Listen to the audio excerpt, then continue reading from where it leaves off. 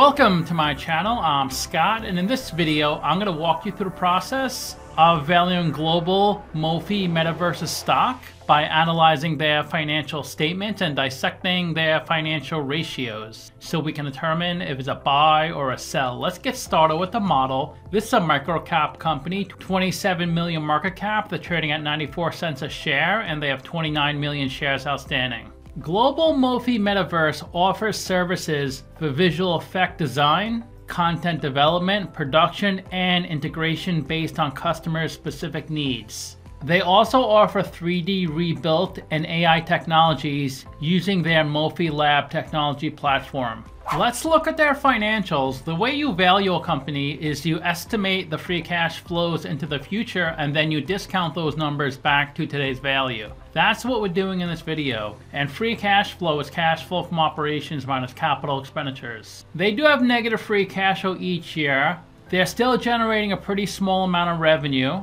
Net income is the profit or loss on the income statement. It's revenue minus expenses. That was a surprise in the trailing 12 months, positive 7 million. Before that, it was low or negative. Revenue is a sales for the company, and that goes up each year from 5 million up to 27 million. That's what a company needs to do, is just keep growing revenue. And at some point, you'll break even and then become profitable. In order to scale and grow, you need funding. So if you can't do it from your day-to-day operations, that means you need to take in debt or equity funding. As long as your revenue keeps growing, you will have access to the capital markets. But if revenue starts declining, it may be tough to access capital. We estimated 4 years of future free cash flows. We also estimated a terminal value of all cash flows past year 4, that's 137 million. We discounted those numbers back to today using the weighted average cost of capital. We get a value of the company of $95 million.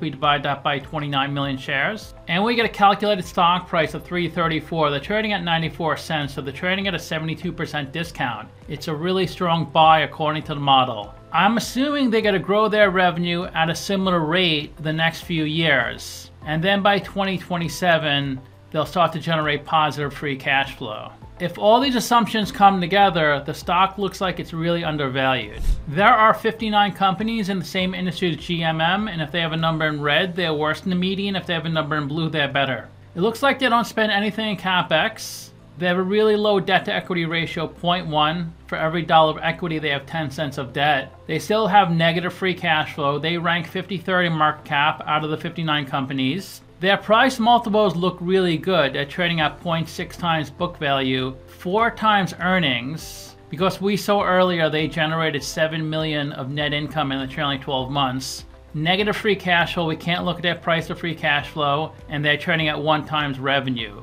That means their market cap is equal to their revenue. And we can't look at their 5-year annual revenue growth rate. They haven't been public that long. Here's their income statement for the first half of 2024. Nearly 20 million of revenue.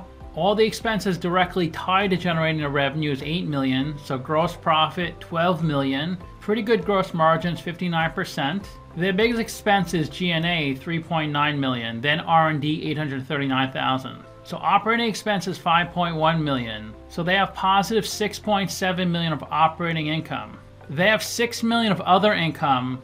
That's mostly from the change in value of warrant liabilities. As their stock goes up or down, the value of warrants changes. This is a non-cash item, so it gets reversed out in a statement of cash flows. So in the first half of 2024, positive 10.3 million of net income. But I would ignore the 6 million. I would just focus on operating income. So that is good, they have positive operating income. So to summarize, I have them trading at a 72% discount. I rank them 4 out of 10, but would I buy them 7 out of 10? It looks really appealing. They have nice revenue growth, positive operating income. They're in a really popular space, the AI space. So sometimes the stock will go up just on the excitement of the company being part of AI. I give their financials 5 out of 10 because their revenue is up 400% since 2021. And most companies usually have a big negative in free cash flow. They have a small negative, negative 1 or 2 million. So they're managing expenses well,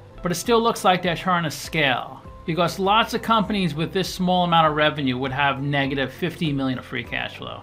Because most companies spend in the early years to try to grow. they seem to be keeping their expenses at bay. So let me know what you think. Give the video a like, subscribe, or comment below. If you'd like to get a custom valuation or just support the channel, you can become a member by clicking the link in the description below. Thanks for watching.